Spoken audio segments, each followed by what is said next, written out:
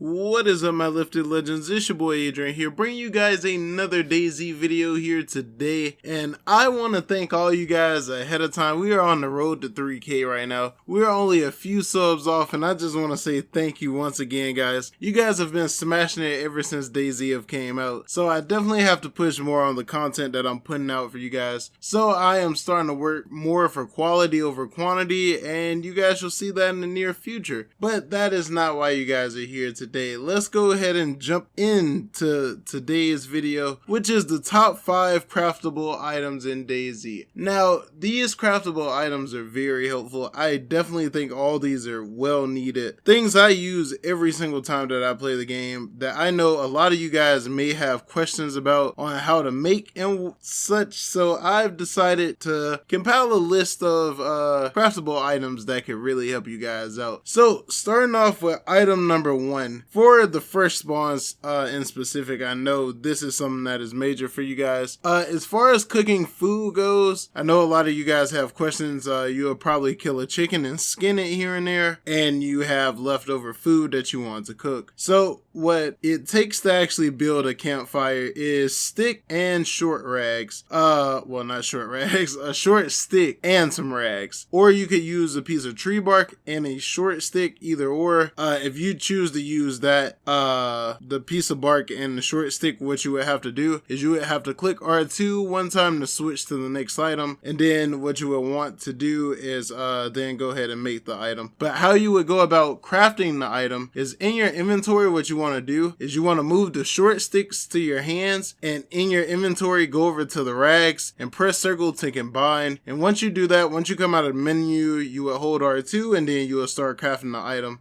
It will be on the floor. And item number 2, the Handrail Kit. Now the Handrail Kit is made to start fires. It's pretty much like a instant fire starter if you don't have matches. I know sometimes it can be hard to come across matches, so this is just a quick way to actually skip that. And the only thing you would need is a wooden stick and some tree bark, primarily a short stick. And how you go about getting a short stick is you would cut down a bush, and then once you get a long stick, you would split that long stick into short stick, and voila, there you guys are. So what you would want to do, you will want to put the bark or the wooden stick into your hands, and whichever other item that you have in your inventory, go over to and press circle. Once again, hold R2 and it should craft the item. And once you stand over the campfire, it should prompt you to press ignite by pressing R2, and once you do that, you have yourselves a set fire. So those are the 2 biggest things on this list so far that I really feel like would help a lot of you guys. And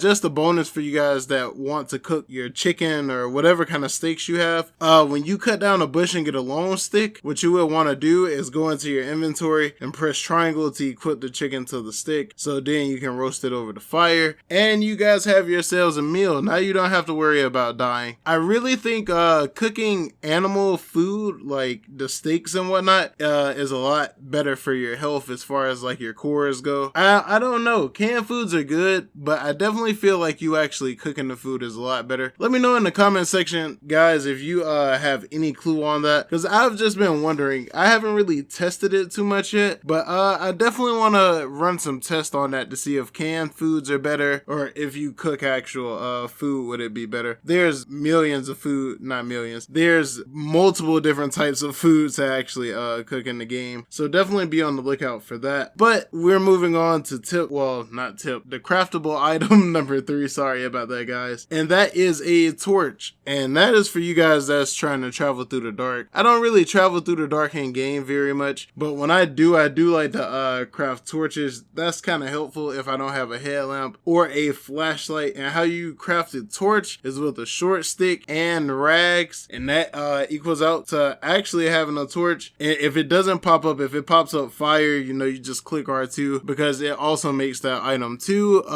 That's a way to cycle through the many things you can craft, so definitely be on the lookout for that. That is really helpful, especially at night, just to brighten up that walk so you're not walking just naked down the street in the dark. Item number 4, the burlap sack bag. Now guys, I really like this sack bag. I don't feel like it's anything too major, but if you find it before you find a book bag, I would definitely recommend it, because it does hold 30 slots worth of items, and that definitely definitely beats just having your clothes in your pockets and whatnot, because that sucks. So to craft a burlap sack, it would be a burlap sack which you can actually find just about anywhere, and some rope. So if you can't come across the rope and you come across a burlap sack, to actually make rope, this is just a bonus one, guys. To actually make rope, you can actually use 6 cloth, well, a total of 12 cloth. Take 6 and then combine with 6 more, and then that would actually make rope to actually use this burlap sack. And if you add short sticks along with it, you can make that bag even bigger. I believe it increases it to about 45 slots, if not more. Let me know in the comment section on that one, guys. I didn't quite look into that one. This is just stuff I've used from personal experience. And now we are on to item number 4, which is the water bottle suppressor. I really like the water bottle suppressor just due to the fact it stops all the zombies from coming, and you get quite a few shots out of it depending on what weapon you're actually using. If you're using like a bigger rifle that shoots 7.62, it takes 1 shot to actually knock the bottle off the bottle suppressor, and then you actually have to make another one. But